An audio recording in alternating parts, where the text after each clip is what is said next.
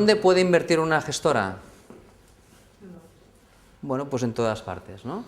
En principio, en todas partes que sean mercados organizados. Hay una parte que nos dicen que hay productos o mercados organizados y hay mercados no organizados que comúnmente se denominan OTCs, ¿de acuerdo? Para poder invertir una gestora en un mercado no organizado, debe tener el consentimiento de la CNMV para que una gestora pueda invertir, ¿de acuerdo?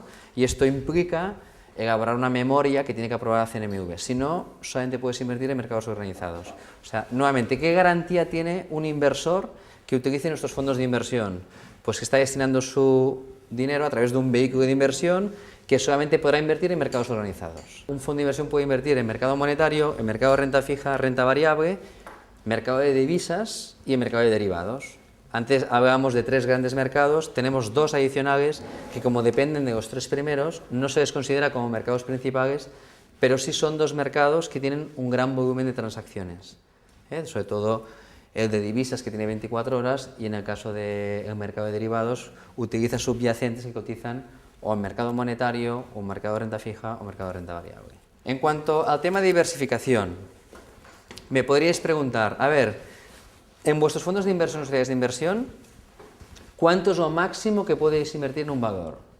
Y la respuesta es, lo máximo que puedo invertir en un valor es el 5% de mi patrimonio. Es decir, si el patrimonio es de 10 millones de euros, el 5% de 10 millones de euros podría estar invertido en un solo valor. ¿De acuerdo? Entonces diréis, entonces puedo invertir en 20 valores, ¿no? Claro, pero en 20 valores sería el 5% en cada valor. Vale. Ahí hay un tema del coeficiente de liquidez. O sea, todos los fondos de inversión tienen que tener un capital mínimo, que es la tesorería mínima, para intentar solventar una situación de que un inversor quiere salirse o realmente que, bueno, pues para reducir el riesgo, el 3% tiene que estar en tesorería, ¿de acuerdo? Una retribución de tesorería. El resto pues se te puede invertir donde uno quiera en función de la política del fondo de inversión. Es decir, cuando yo invierto en un fondo de inversión de vuestra entidad, obligatoriamente tengo que leerme la política de inversión. Pero a pesar de la política de inversión, que es lo que más o menos va a decir si invierte en renta fija, renta variable o más en derivados, yo sé de que lo máximo que puedo invertir por activo es el 5%. La pregunta es, ¿y no hay ninguna excepción? Pues sí, sí hay excepciones. Si yo paso del 5%, todos los valores que pasen del 5% podrán tener una concentración total que llega a ser el 40%, ¿vale? Asumiendo un máximo de un 10% por valor. ¿Qué significa esto? Que si yo me paso del 5%, lo máximo que puedo tener es el 10% de un valor. Por ejemplo, si a mí me gusta Telefónica en estos momentos y yo tengo el 5% de inversión, yo podría llegar a adquirir el 10% del valor en Telefónica. Pero más de 10 imposible. Si yo me paso del 10 porque Telefónica se revaloriza en exceso respecto al resto de acciones, tengo la obligación de ir reduciendo ese porcentaje del 10%. ¿De acuerdo? Pero además sé que todo lo que pase del 5% se tiene que concentrar como máximo un 40% en nuestros valores. Supongamos que no llego en ningún valor al 10%. Si yo tengo 5 valores que están, por ejemplo, superando el 5%, pongamos que están en el 7%, pues yo no puedo tener un sexto valor que supere el 5%, ¿me explico? Es decir, en total, todos los valores que pasen del 5 tienen que estar como máximo el 40%. Puesto al extremo, yo podría llegar a concentrar mi patrimonio en 4 valores a 10% por valor, pero esto me obligaría a que ningún otro valor superase el 5%.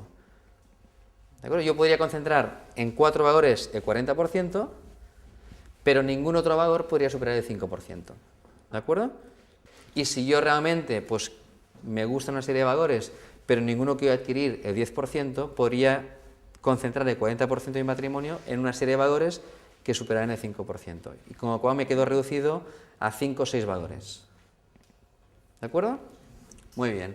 A partir de aquí también me permiten concentrarme en función del emisor. Si es un emisor que forma parte pues, del organismo internacional, por ejemplo, de estados, ¿no? Pues si yo invierto en deuda pública internacional, siempre y cuando sea un país que tenga una solvencia igual que la de España, pues yo puedo concentrar ahí un porcentaje superior.